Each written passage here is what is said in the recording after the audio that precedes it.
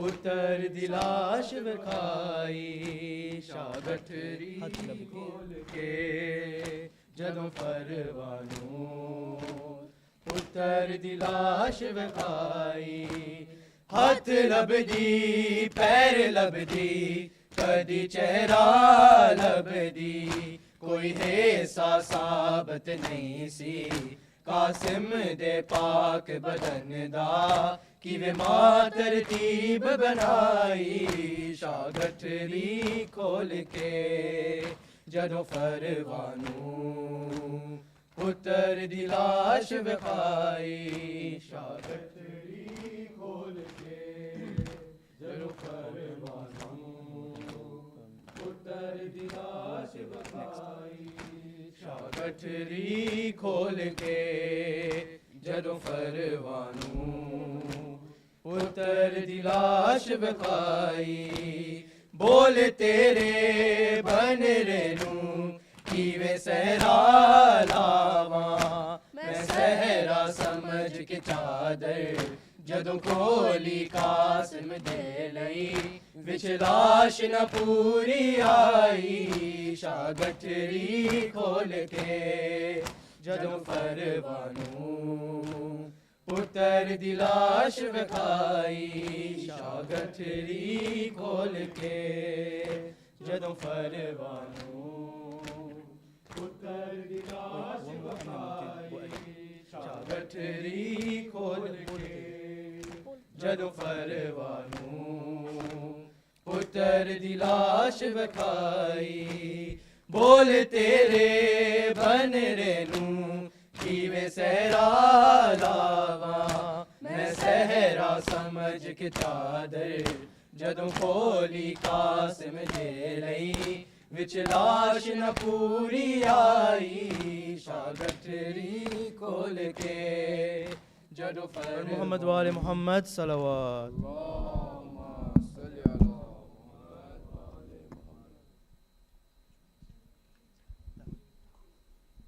बिस्मिल्लाहिर्रहमानिर्रहीम सल्लल्लाहु अलैका या रसूल अल्लाह सल्लल्लाहु अलैका या हबीब अल्लाह सल्लल्लाहु अलैका या खातिमुल अंबिया व रहमतुल्लाहि व बरकातुह अस्सलामु अलैकुम अहलु बैतिन नबुव्वा ومعدن الرسالة السلام عليك يا علي يا أمير المؤمنين السلام عليك يا فاطمة الزهراء سيدتي نساء العالمين السلام عليك يا حسن المجتبى وارث أمير المؤمنين ورحمة الله وبركاته السلام عليك يا أبا عبد الله وعلى الأرواح التي هلت بفنائك عليكم مني سلام الله أبدا ما بقيت وبقي الليل والنهار ولا جعله الله آخر العهد مني لزيارتكم together السلام على الحسين وعلى علي بن الحسين وعلى أولاد الحسين وعلى أصحاب الحسين خصوصا سيدي ومولاي أبو الفضل العباس بن أمير المؤمنين وقاسم بن الحسن ومسلم بن أقيل وهاني بن أروى وحبيب بن مظاهر وهر الشهيد الرياحي السلام عليكم جميعا ورحمة الله وبركاته السلام عليكم أئمة المسلمين علي بن الحسين ومحمد بن علي وجعفر بن محمد وموسى بن جعفر وعلي بن موسى ومحمد بن علي وعلي بن محمد والحسن بن علي والهجة القائم بن الحسن المهدي يا مولانا يا صاحب الأسر والزمان السلام عليك يا شريك القرآن السلام عليك يا مظهر الإيمان السلام عليك يا إمامنا وإمام الإنس والجان أسألك يا سيدي الأمان الأمان الأمان من فتنة الزمان وشر الشيطان. أجل الله تعالى فرجك وسهل مخرجك وظهورك، وجعلنا من أنصاره، وجعلنا من أعوانه، وجعلنا من مستشهدين بين يديه، ورحمة الله وبركاته. بسم الله الرحمن الرحيم. اللهم كل وليك حجة ابن الحسن صلواتك عليه وعلى آبائه في هذه الساعة وفي كل ساعة وليا وحافظا وقائدا وناصرا ودليلا وعينا، حتى تسكنه أرضك طوعا وتمتعه فيها طويلا برحمتك يا أرحم الراحمين. صلوات. Can I just ask everyone to read one surah